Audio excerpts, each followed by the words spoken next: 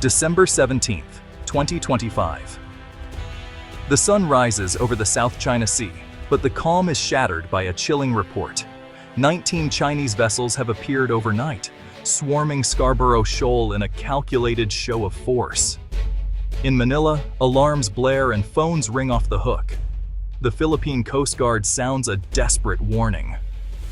This is a flashpoint. Diplomacy teeters on the edge of something far more dangerous. The world is watching as the Philippines faces down a giant. Beijing's message is clear. Scarborough Shoal is under Chinese control, and any challenge will be met with overwhelming force. The Chinese fleet forms a virtual blockade, positioned with tactical precision. Military-grade ships and ambiguous vessels create a formidable barrier, a signature of China's evolving strategy. News flashes across global networks. China deploys 19 vessels. Tensions rise at Scarborough Shoal. For many, it's a distant dispute. For analysts and commanders, it's a test of international law and regional stability. This isn't just about rocks in the ocean, it's about sovereignty, freedom of navigation, and the rules-based order. Philippine patrols confirm the Chinese fleet isn't passing through. It's here to stay. The calm sea is now a chessboard, and China has made an aggressive opening move. The world holds its breath, waiting for the Philippines' response. The stakes are high.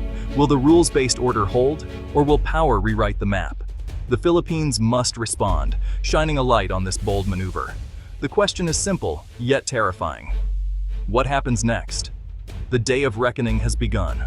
The world waits. 19 vessels barely hints at the menace off Scarborough Shoal. At the core, modern Chinese warships, frigates and corvettes bristling with missiles and radar, turning a maritime dispute into a military standoff.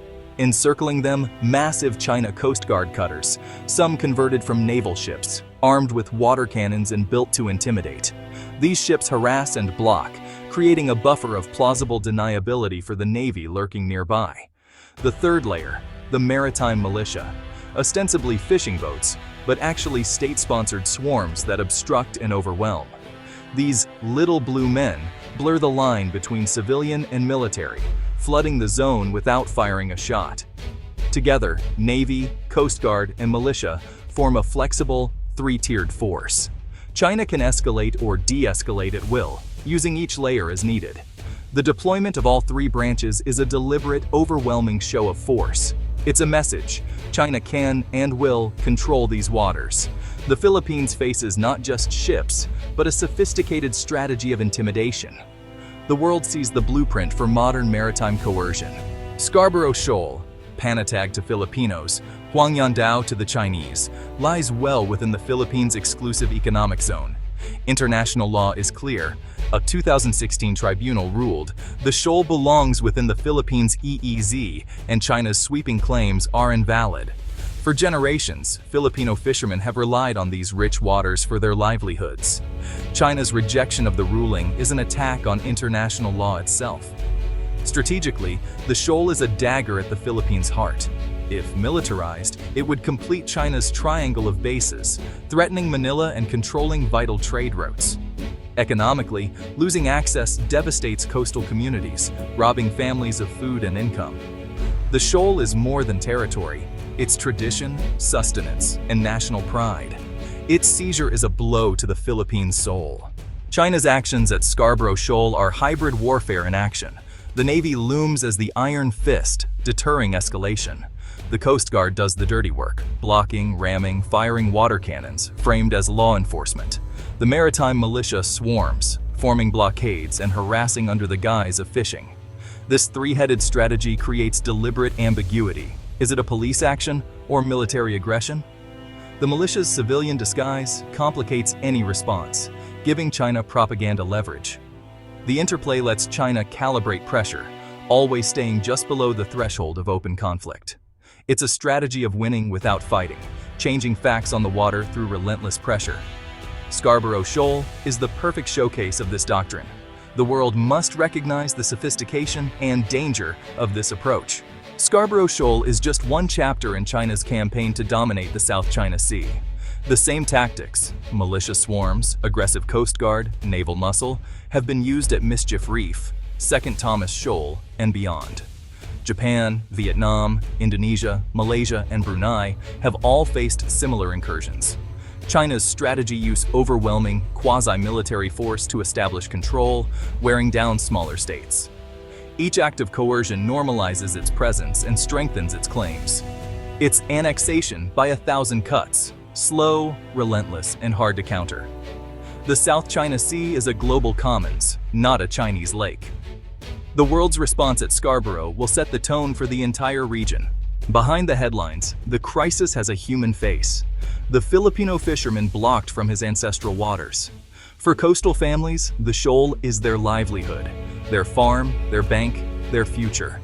China's blockade means empty nets, lost income, and growing poverty. Fishermen tell of being chased, blasted by water cannons, and forced to abandon their grounds. The psychological toll is deep: anger, helplessness, and frustration at being powerless in their own waters. The blockade erodes not just the economy, but the dignity of a proud maritime people. The Philippine government highlights these stories, turning a legal dispute into a moral drama. It's David versus Goliath, ordinary people standing up for their rights. The world must see the real cost-hungry children, broken dreams, and a fight for survival. The soul of coastal communities is at stake. The Philippines refuses to be silenced, responding with radical transparency and stronger alliances.